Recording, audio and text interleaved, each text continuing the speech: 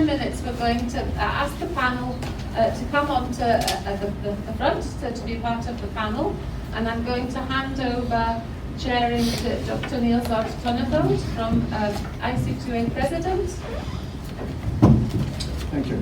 Sandy, I wonder if you would be kind enough to put up the second last slide. Kanbanwa. Good afternoon, everybody. My name is Nils, and while we wait for the panel to establish, I'd like you now to consider this. We've heard that the UN Convention says that everyone should have access to peer support, and the world standards for prosthetics and orthotics, which is very relevant to this conference.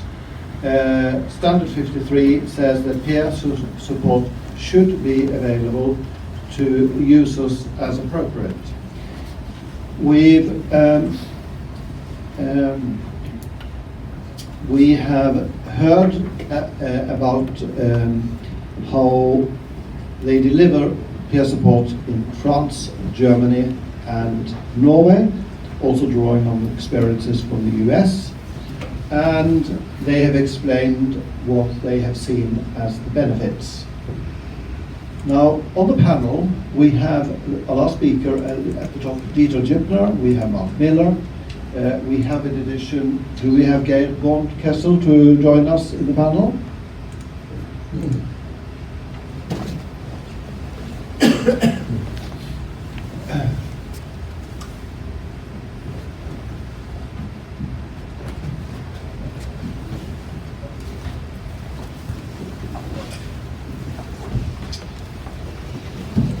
Welcome, Geir. Thank you. And we have our first speaker, Jean-Pascal, and Sandy and I in the chair. Sandy, would you move to the next slide, please? Yes. So, we have heard that there are great benefits of peer support. It's inspiring, it's informative, it's motivating. So I would like to ask you in the audience, if it has such great benefits that we have heard, and it is, there is both a convention and it is in the standards that everyone should have access to it, what can we do? Can you come up with any suggestions so that we can make sure that eventually all in need can benefit from it? Do we have any suggestions from the audience? Any ideas will be welcome. Okay, while we wait for you to come up with or questions of other nature, perhaps, then while we wait for that, can I ask you, Mark, from your perspective, what do you think could be done to make sure all have it? Because as we learn, it is a little bit pot luck whether people get access to peer support or not. And it would seem an underutilized resource, so to free up, to really harness energy so people can quickly get back to a better situation in life. Mark, from your point of view, and I'll ask you to pass the microphone on to the others, what do you think is the main obstacle, the main challenge for it to be systematic, that everyone gets it? I think first of all, it's a question of knowledge and understanding. A lot of people are not aware about peer support systems. In Norway, I think it was started by the Cancer Association, where people who had survived cancer for a few years met with people who hadn't, who had just received the diagnosis, and told them about it. And then it's then been implemented across the board in almost all diagnoses. So the first thing is that I think professionals in the health organizations need to be taught about peer support, made aware about peer support, why it's there. Because today they speculate. They speculate that we're paid to come there. They speculate that we're there to recruit members. They speculate about all sorts of other things, but they don't really understand the motivation for the meeting. I think that's the first thing you have to do, is to make sure that the professionals understand why the meeting takes place and the potential benefits from it. I think the second thing is we need to change with the digital age. We're now living in the time of Facebook,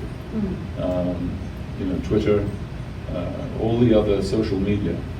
We need to be present on digital media, and that's why we're working on this video project, because making digital media available to people will make it also accessible. If you're lying in a hospital bed and you're wondering about things and you search for things, maybe you can get that information more easier.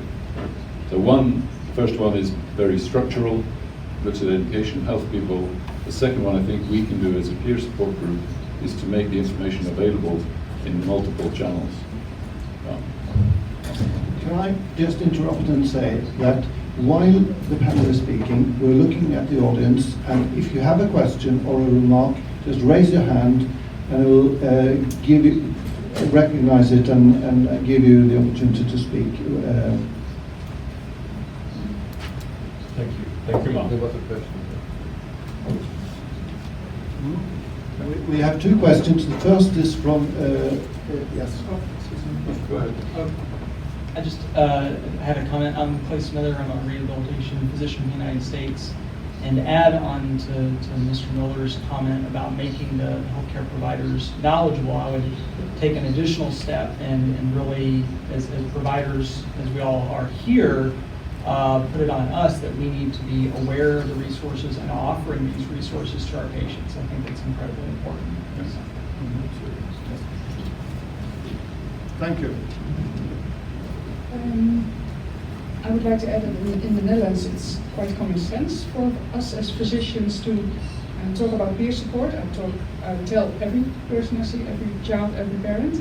But I learned from the Canadians, and I don't know if there are any Canadians in the audience. They also have, I really love the idea. Some of us went to the Northview Hospital, and there it's incorporated into the business. The center has peer supporters as employees, and everywhere is written down in all their business plans peer supports. They have a lot of them, and they can offer. They think in making new business plans. They think in care plans. They think in research projects. I think the Canadians are far ahead. Do we have a comment from the Canadians?